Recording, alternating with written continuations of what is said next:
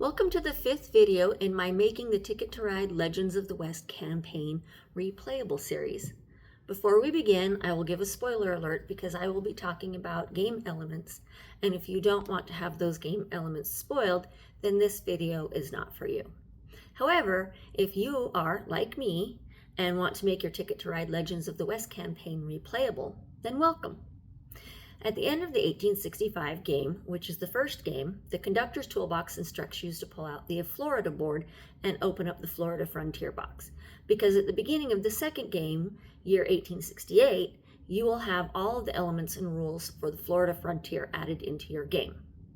So here are some of the things that you're going to find in the Florida Frontier box. It's going to give you a checklist that shows you a lot of the things that are lit in the box that you'll find.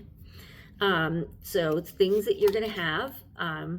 You're going to get event cards, you're going to get new destination tickets. You're also going to get circus flyers, one for each player. It's going to come with some stickers that are called track stickers, and they look like just the track stickers that are already on the board for the first 5 boards.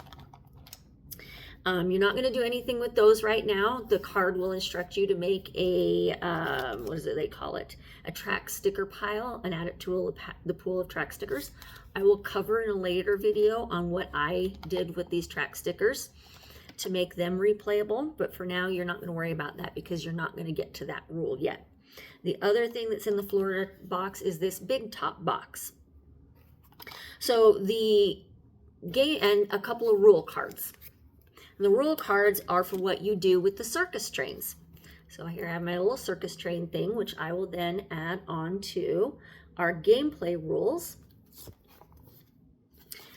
So the circus box, it says on here that if you claim a route of 3 spaces, you get to have 1 sticker. And these are stickers. If you do 4 to 5 spaces, you get 2 stickers, and if you do 6 spaces, you get 3 stickers. So the idea that they have is you pull this out, it's on a spool, and you peel, when you claim a route of 3, 4, 5, or 6, you peel off that many number of stickers, and then you put it into your circus flyer. And then you get a money amount if you collect and you get all of the stickers.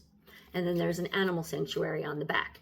And your circus flyer will give you directions on what to put where and how.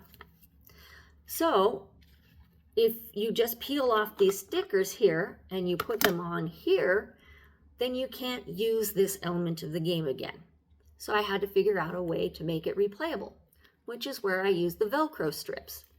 I took each of the stickers and I put Velcro on the back, and then I added Velcro to each of the spots on the circus flyer, and then again on the back on the animal sanctuary. I then made a color copy of each of the train stickers, and they're in a copy in the order that they came originally on the spool. And I keep them in this little nifty container here with the dividers.